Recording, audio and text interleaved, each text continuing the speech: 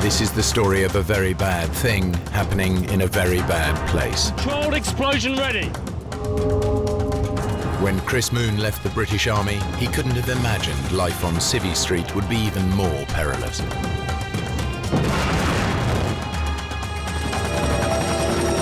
Working for a charity clearing landmines in Cambodia, he is kidnapped by armed guerrillas. We are demining the area. Getting out alive will be the biggest challenge of his life. We are a neutral organization. What happens if we stay here?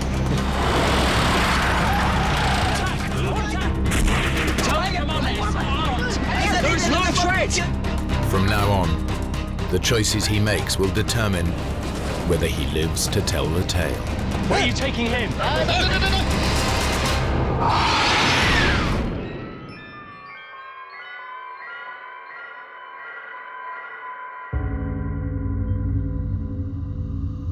North Mozambique, 1995.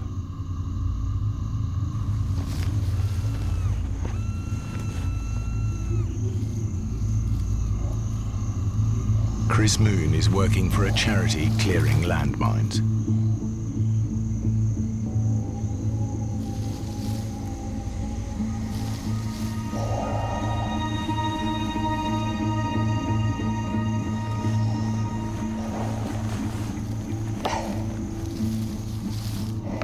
I was walking in a cleared area, 7th of March 1995. For some strange reason, I felt something was wrong.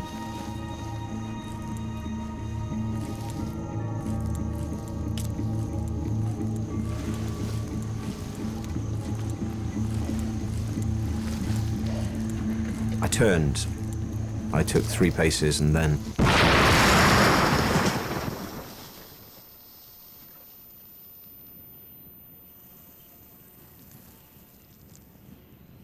I realised in a split second that there was only one possible cause for the blast, and that must have been something I stepped on.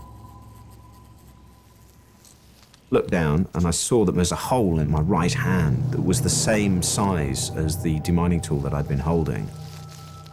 The blast drove the flat end of this prodder through my hand, and I recognised the shape of it.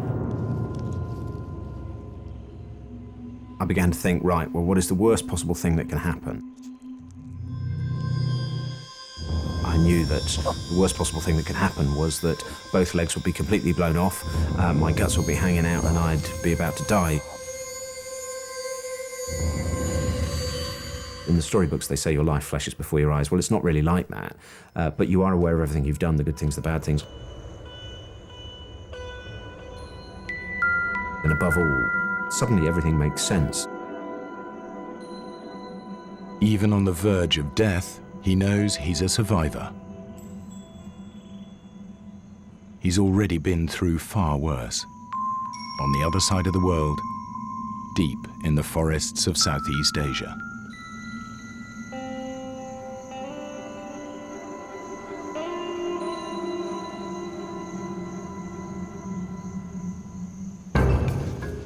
Two years earlier, after leaving the army, Chris Moon travelled to Cambodia.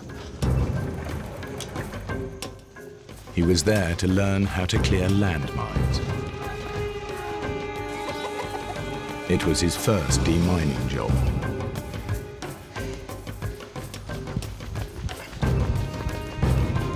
The whole Cambodian landscape was riddled with landmines, the deadly legacy of civil war. 6 to 10 million mines scattered across the country. In roads, fields, even school playgrounds. The problem with landmines is that once the fighting stops, these things are killing and maiming people for decades afterwards. Chris and his team started working in a small village in a safe but remote area. We were working all together in Posat province for mine clearance. My job as his interpreter. Mine clearance is relatively straightforward. They're working in a metre-wide lane, which is very clearly denoted with white sticks.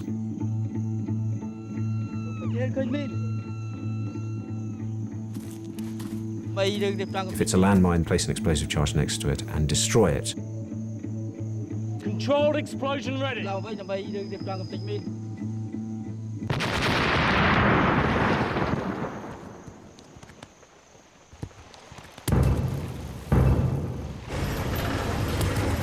Although the civil war had finished and the United Nations were now running the country, the Khmer Rouge still posed a serious threat. And what about Khmer Rouge in this area?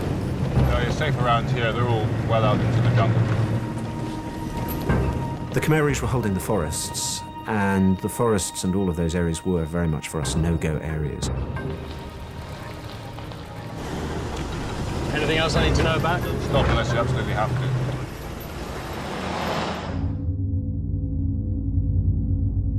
The Khmer Rouge committed widespread atrocities throughout the country. As many as 2 million people died, perhaps a quarter of the population. They brutally tortured many thousands. In modern history, perhaps the killing fields of Cambodia are unparalleled.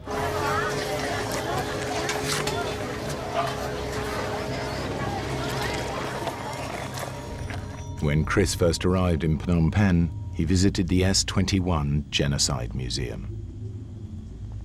Previously a school, the Khmer Rouge had used it to hold prisoners before execution and to torture them.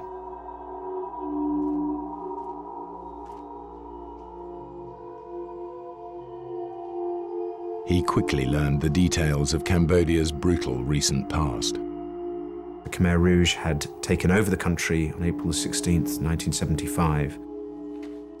They forced everybody out of the towns. They turned the country into a huge labor camp.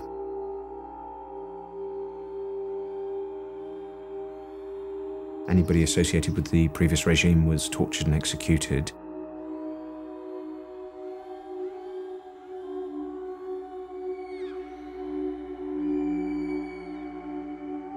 Before long, he himself would be a prisoner of the Khmer Rouge.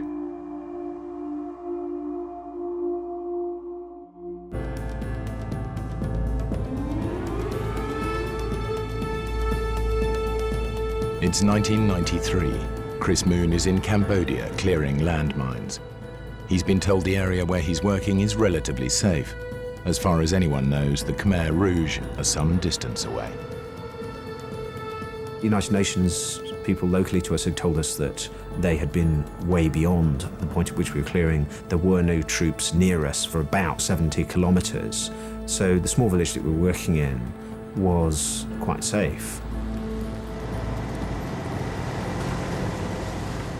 On our truck, we were taking some women and children from the village down to Kravan, the small town. In my Land Rover, I had about 6 of my blokes. They were in the back.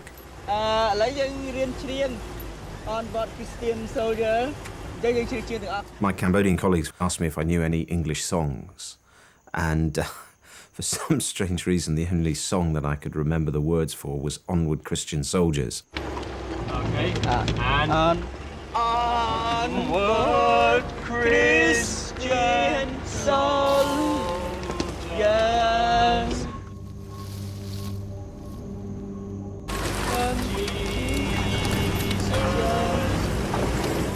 We were going down the same road that we'd always been going up and down when we reached a clearing. And I saw some movement in the bushes, and I just felt something was wrong. I began to wonder if my eyes were affecting me. The bushes seemed to be moving slightly. And then suddenly, charged 30 Khmer Rouge soldiers.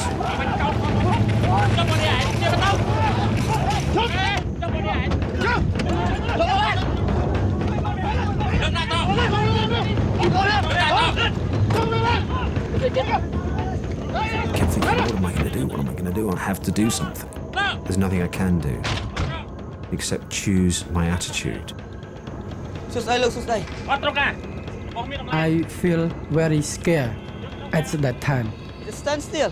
When the Khmer Rouge kidnap anybody, they were killed. Chris, he didn't scare, he looked normal.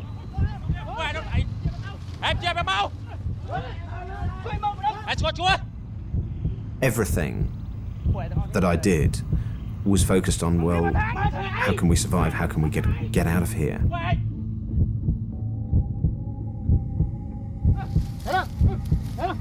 I thought about every gesture, every move, every blink of an eye.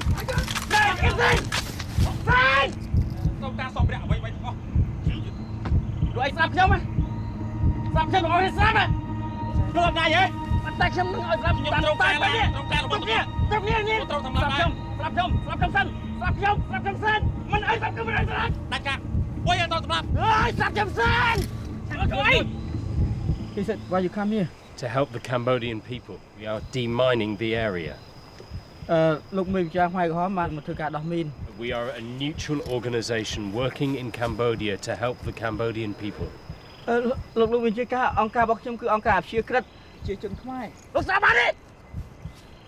He said that he doesn't care neutral or it's not neutral, but this is his area.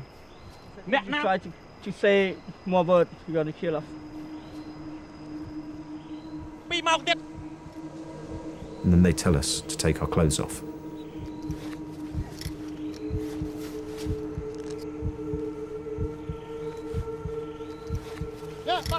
I suppose fear is such a lonely thing.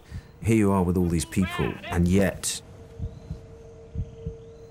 inside I felt very lonely. And I'm standing there in my underpants thinking, right, no matter what happens, I'll never assume the role of victim. Because I do think that if you behave in a certain way, you pre-program others to treat you in a certain way. They tell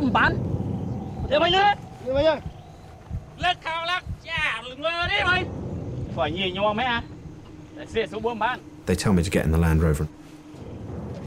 I'll push things as far as I can. If I go too far, I'll take a step backwards very quickly. Mr. Hoon, please tell the commander that I will be happy to meet with his commander tomorrow, but my organization will not allow us to go today. Look, maybe chia ca con sông ai chứ lụng.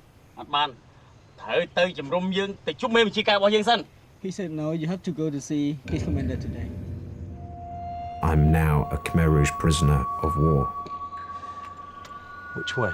Flow now, look, flow now. Let's go straight.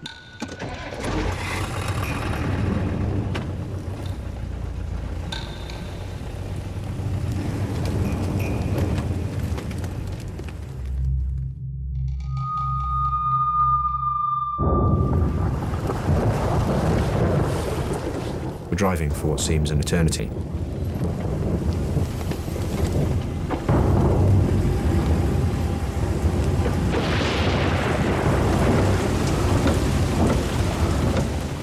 And then most heavy monsoon rain.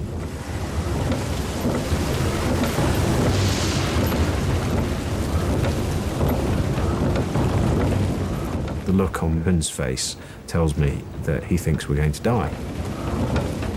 There's no hope in his eyes. I'm watching the Khmer Rouge soldiers. I'm trying to work out what's going on inside their heads. You look in their eyes and there's just nothing there. There's no compassion, no feeling, no nothing. And there would be no point, you realise quite quickly, in ever asking them for kindness or mercy because they couldn't understand it.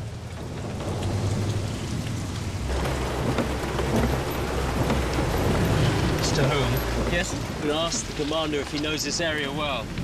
Look, maybe chia ca có chẳng look squad the moneyច្បាស់លាស់ទេលោក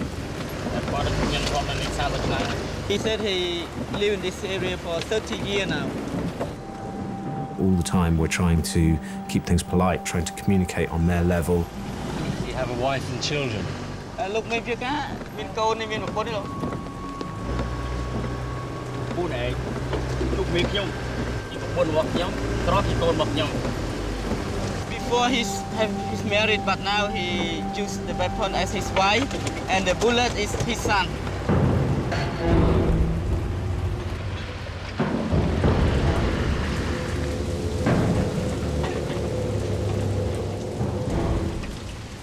The Russian-made ZIL truck may have confused the Khmer Rouge.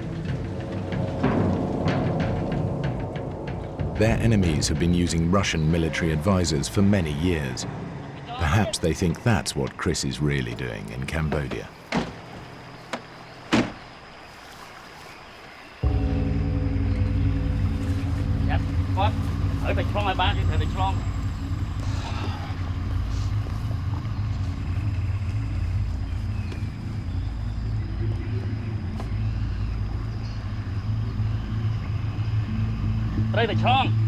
You must cross the river.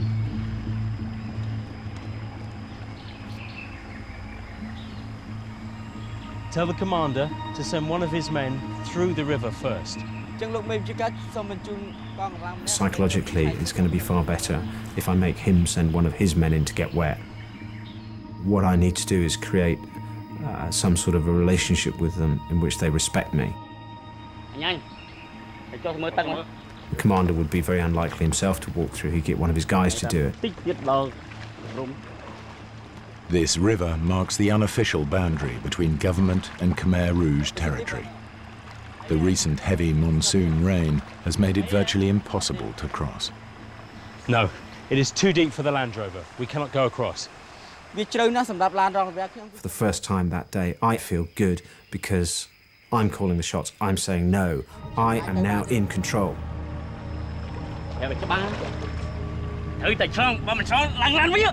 So you must cross the river. If you're not across, go back to the Land Rover. Let's go.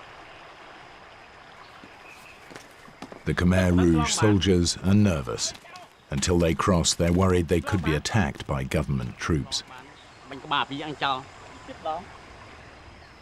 I speak to my driver and I say, look, you must listen to everything the soldiers are saying. Tell me what's going on. Be fine. If in like 20 minutes we are not across the river, they want to burn our car and they want to kill us. We'll get across the river. I have to find a way to get the vehicles through.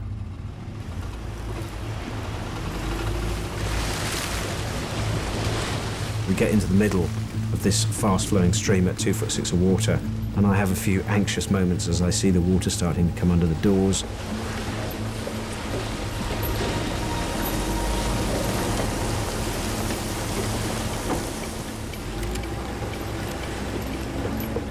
We just get through.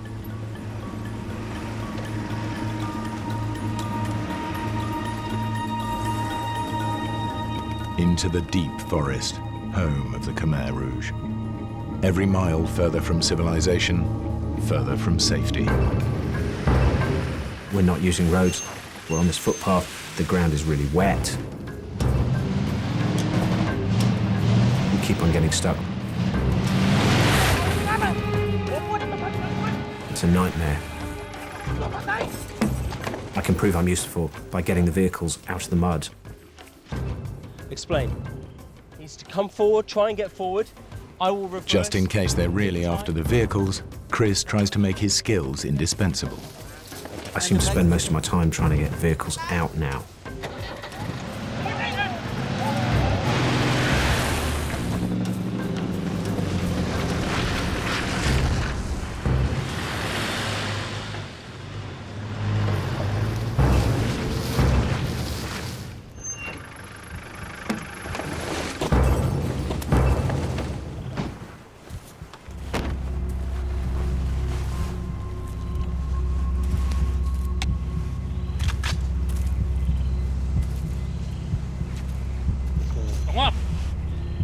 Don't look at them.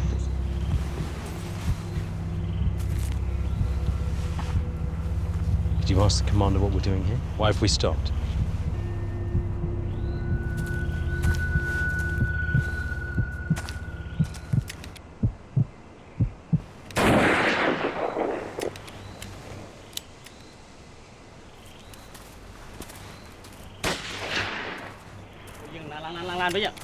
I know by now that we must be deep into their territory.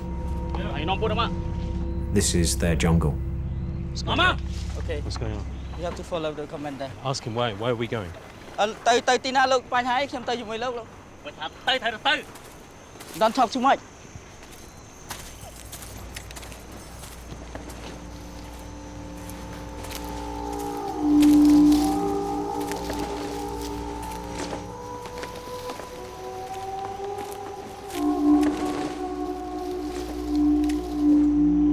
The little man comes towards us.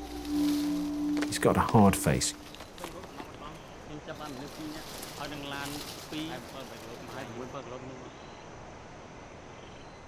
And he's got this strange little brown trilby hat on his head. That tells me he's an important man.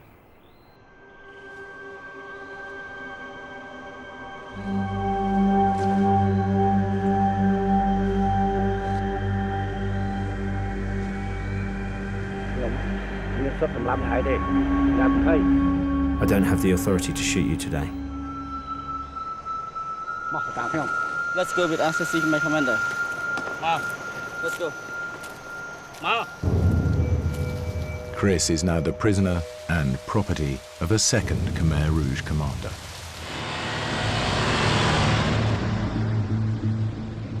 Each of the commanders has his own territory and his own men. They're a bit like medieval warlords, independent but also part of a pyramid of command and obedience, leading ultimately to Pol Pot.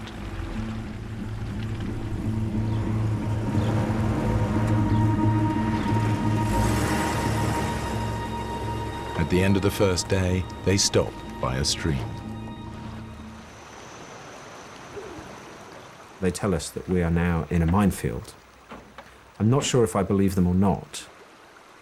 It could be a genuine warning, or simply a lie to keep them from running away. You ask the commander what his plan is. Why have we stopped? Are we staying here tonight? កំពុងមានវិជាការចង់ឲ្យយប់នេះមានផែនការធ្វើអីខ្លះឲ្យខ្ញុំ Tonight we sleep here. Tell the commander it is not possible. The rules of my organization will not allow me to. ខ្ញុំគិតថាមិនអាចធ្វើបានទេព្រោះអីច្បាប់នៃអង្គការរបស់ខ្ញុំនេះបានទេ You must stay here. There's no point in talking to them. We try to explain who we are, what we're doing, and they just shrug their shoulders. The frustrating bit for me is that they just can't understand what I'm doing, can't compute it. To explain that I'm not their enemy is just an impossible task. What do you think of the commander? I think the Khmer Rouge, you know, we cannot trust them. They are very cruel.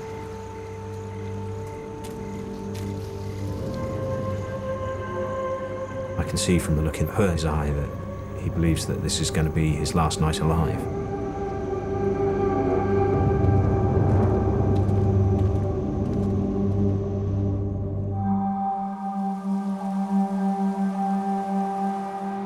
Chris Moon and his colleagues are prisoners of the Khmer Rouge, forced to play a delicate psychological game of survival.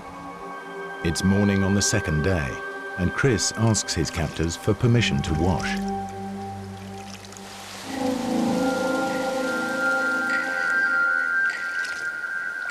With no one guarding him, it could be a chance to escape. Now I have my darkest moment. My hobby is running. I just know that if I do a runner, they won't catch me. They just won't expect it. He might be able to make his way back out of the jungle, following the course of the stream. Human beings, we are selfish things. We are.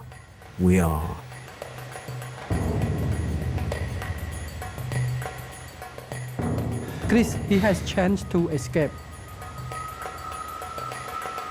If he escaped, we would be killed. But he decides not. I can't leave my colleagues. Now I can't leave them, so I walk back slowly to the vehicle. I think that Chris Moon is a brave man in my heart.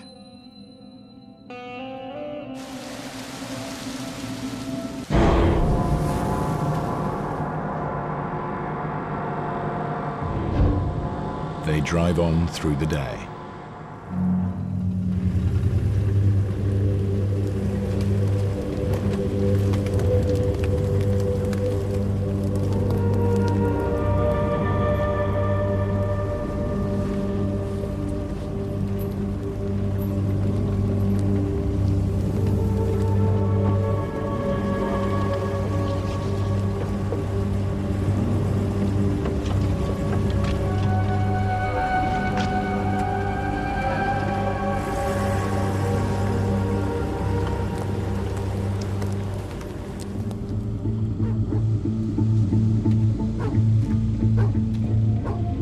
At last, they approach the heart of darkness, a Khmer Rouge base deep in the jungle.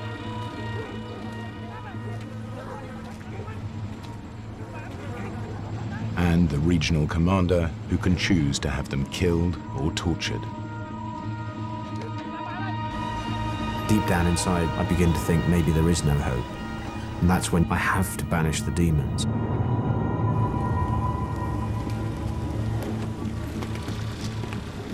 The only images I keep in my mind are all of us returning to the village. I stop thinking about just what the worst case scenario might be.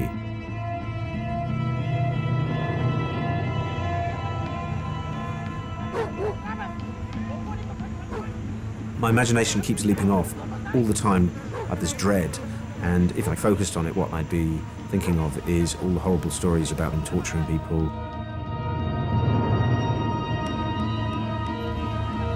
I think about what I need to do when I meet this commander to communicate with him. That is all that I allow myself to think about.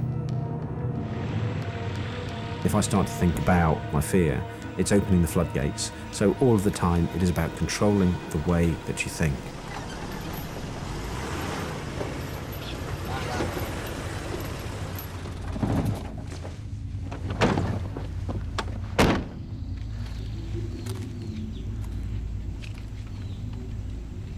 Why?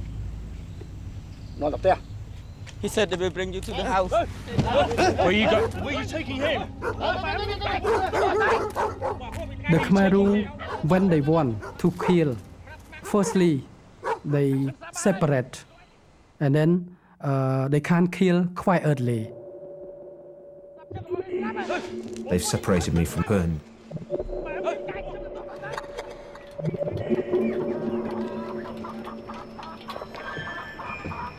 Wonder what's going to happen.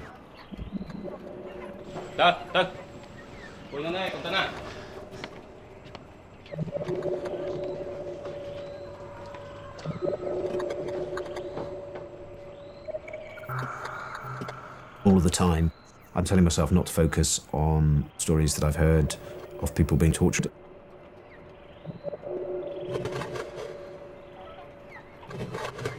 This is the end of the journey.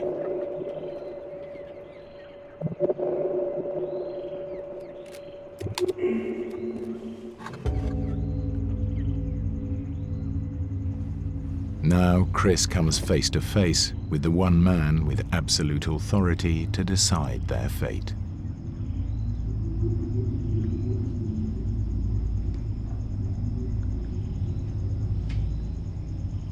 Their lives hang in the balance.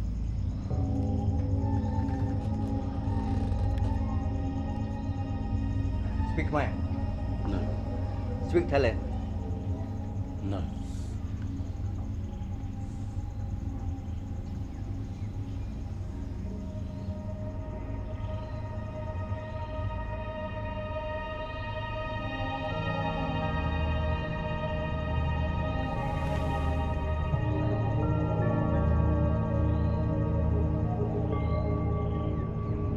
You?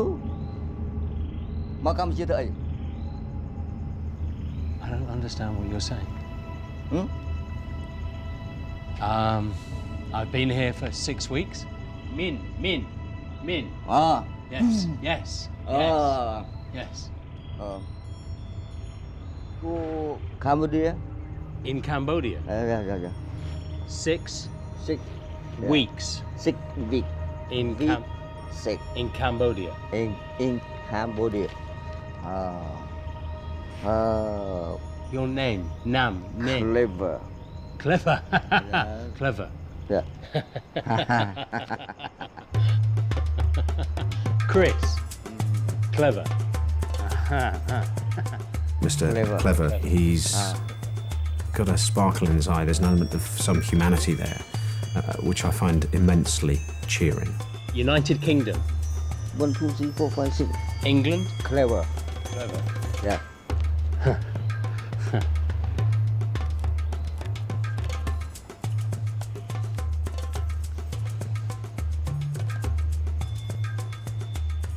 Look, Chris Moon, He said that you have a good heart. Now he will use me as interpreter. He said, don't worry, he tried to help you.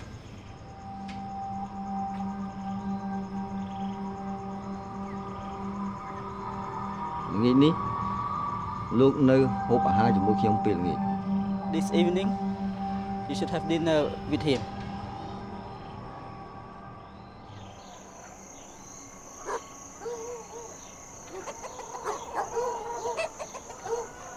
That night, dinner with the Khmer Rouge.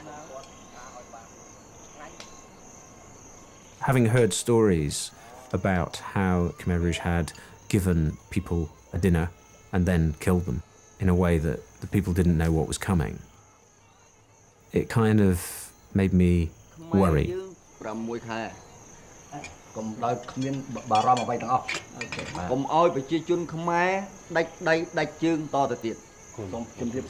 Please bring beer. Please all of you enjoy. Meal. I live in a Pol Pot regime.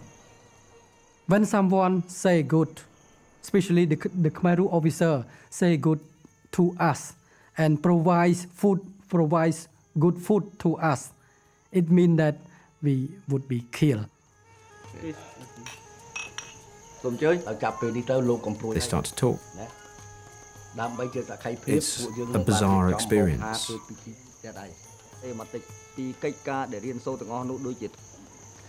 Please thank the commander for his hospitality.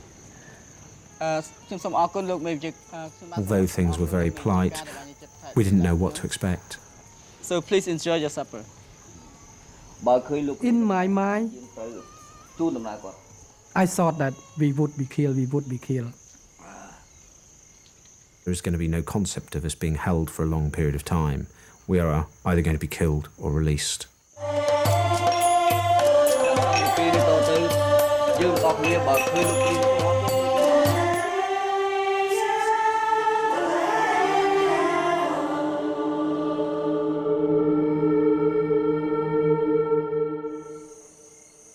I keep waking up during the night.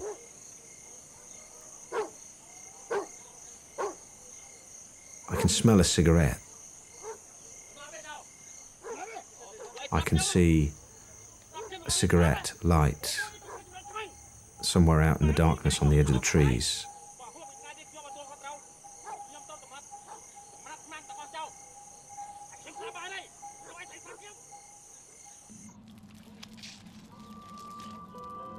In the morning, they're still alive.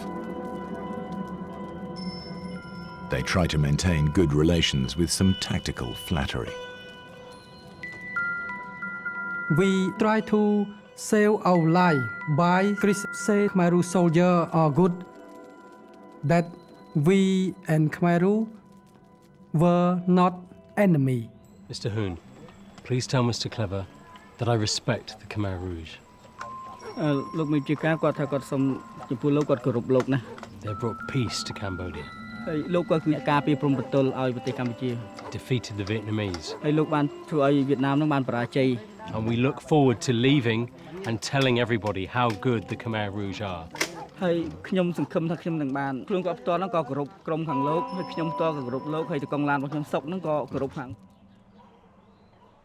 As the day drags on, it seems less likely they'll be shot. Instead, they just wait and wait. Then, way in the distance, I think I can hear something.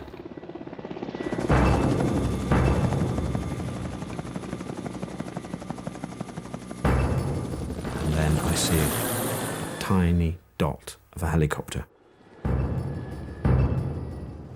Go, he said go. a United Nations helicopter has been searching the jungle for them. I think it's seen us. All friendliness is gone. It's not armed. Mr. Rouge, tell the commander it's not armed. There is no threat. It's not armed. Suddenly, No! Stop shooting!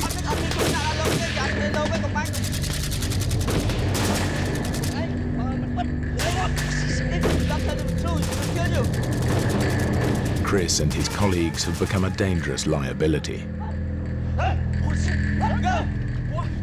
Mr. Clever needs to get rid of them. Fast. So Mr. Clever changed his mind. And I thought that, it finished our life. He orders the commander who brought them in to take them away again. This time, he can do what he likes with them.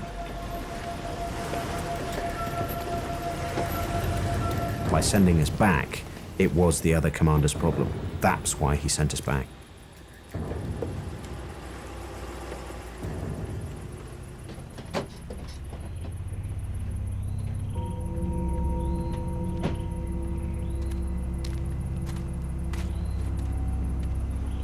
But when they reach his base, they get an extraordinary surprise. Hello? He said now he let us free to go. He sets them free and grants them safe passage for a day. We're free. We're going back.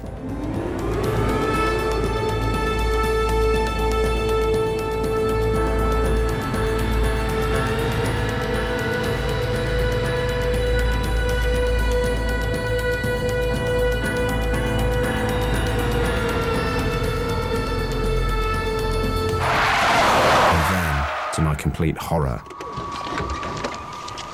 The original commander who first captured them, angry that they're still alive.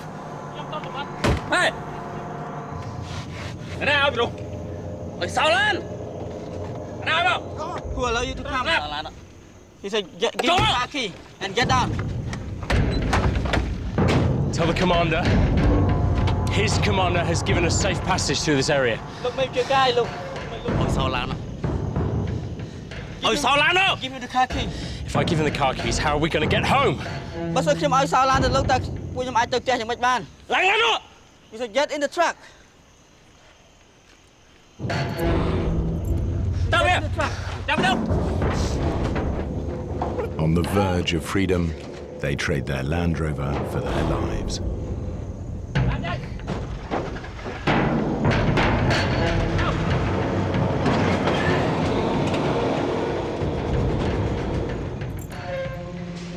Chris and his companions are being driven out of Khmer Rouge territory on an old logging truck, with 2 boy soldiers guarding them.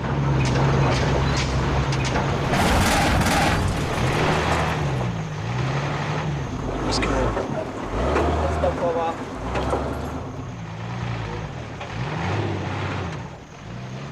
They only have safe passage for 1 day. If they haven't made it home by then, all bets are off. They must get out of the forest.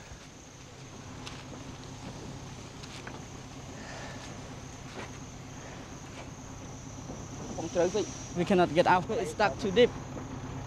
What happens if we stay here? Another Khmer Rouge come and kill us because they only let us pass today.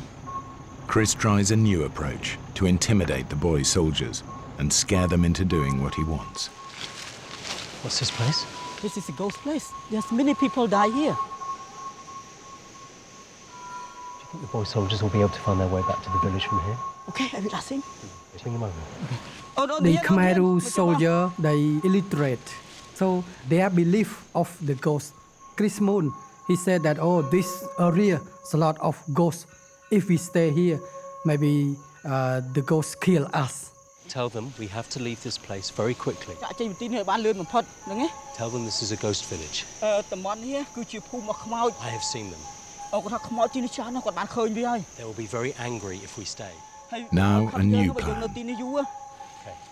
Which way? To walk through the night and to keep going until they're free. It will mean walking in the dark, through jungle, through rivers, through minefields.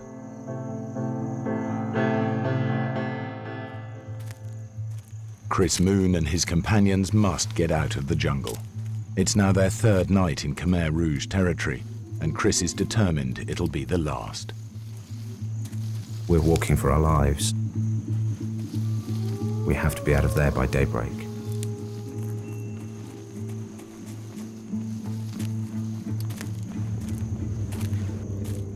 I make everyone put their hands on their shoulders. In the darkness.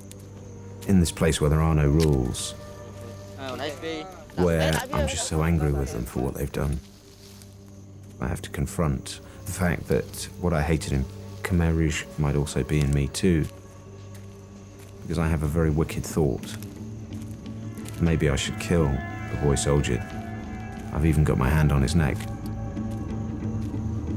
I can snap his neck like a pigeon. And then I've got the weapon to get the other one when we emerge out into the night.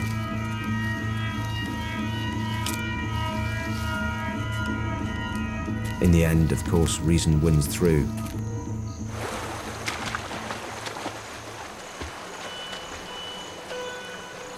We walk almost the whole night. We walk and I'm very, very tired.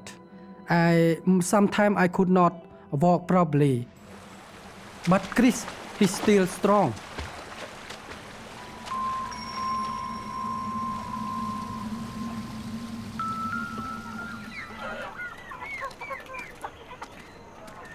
Two hours after sunrise, they reach the village where they started, and the villagers they last saw at the ambush.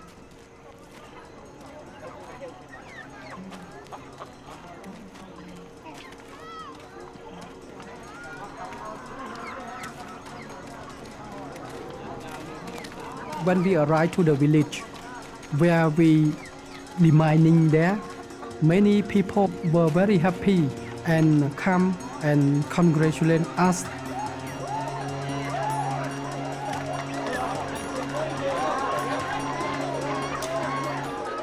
This is a place where the children are laughing and the children are playing. I think it's the most moving moment of my life. Simply because of the goodwill of these people who've suffered so much. And they're just so pleased that a bad thing hasn't happened. I said that, oh, they still alive, they still alive. Oh, God help them. Just said like that. And then somebody comes up to her and says, thank you for coming to clear the mines here.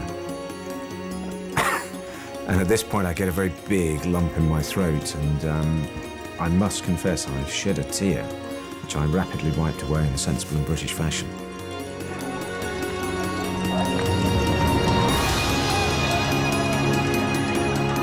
We were released on Sunday, we were back working again the Monday.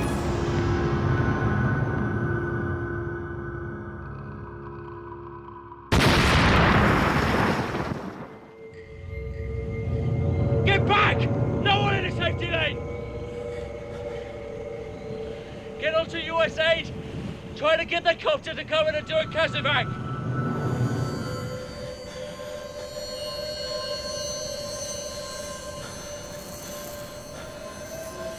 I look down, I see that my lower left leg is still there, it's a bit burned.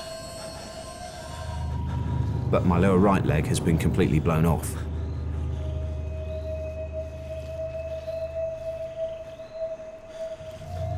And then I have this overwhelming desire to scream, oh my God, I've had my leg blown off. I take a deep breath and I say, think before you act, think before you act. Fine, I'm back in control. And I think, well, there's actually not much point in shouting that, because when the medic gets here, he's probably going to notice.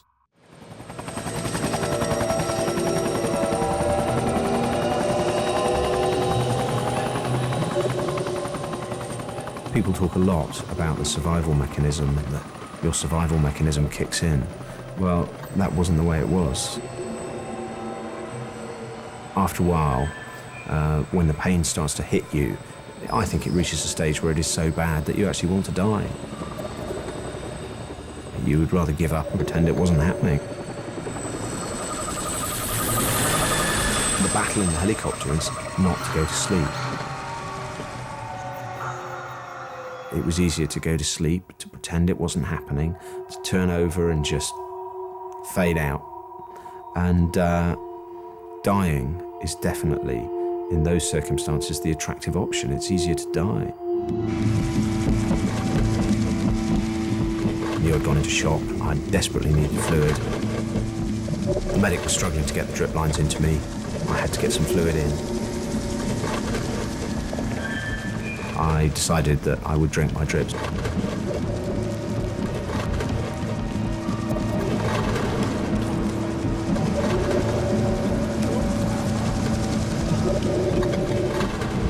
I drank 2 litres of saline, and I felt, as I bit through the plastic, that I would survive. It didn't enter my head that I wouldn't survive. Once I'd made that decision to live, I thought of all the reasons I had to live.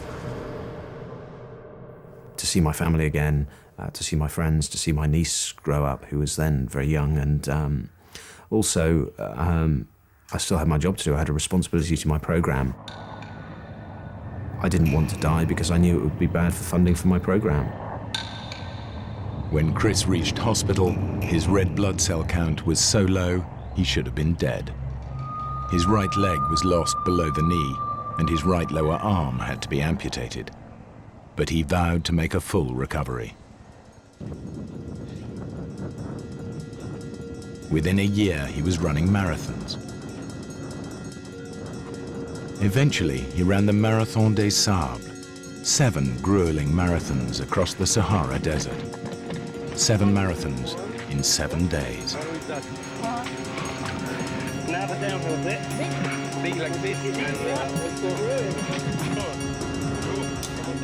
When you've given all that you have to give, that's when you maybe start to get a bit of luck.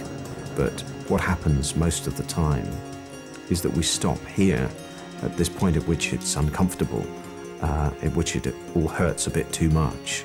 But the reality is that we have the capacity to go beyond that point if we believe we can.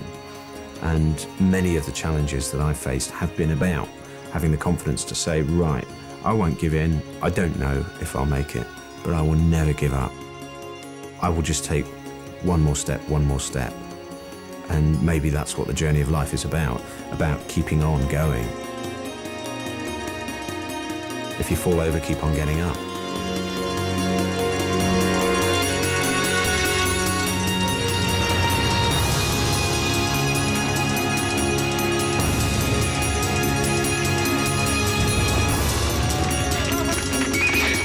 It's good to be here.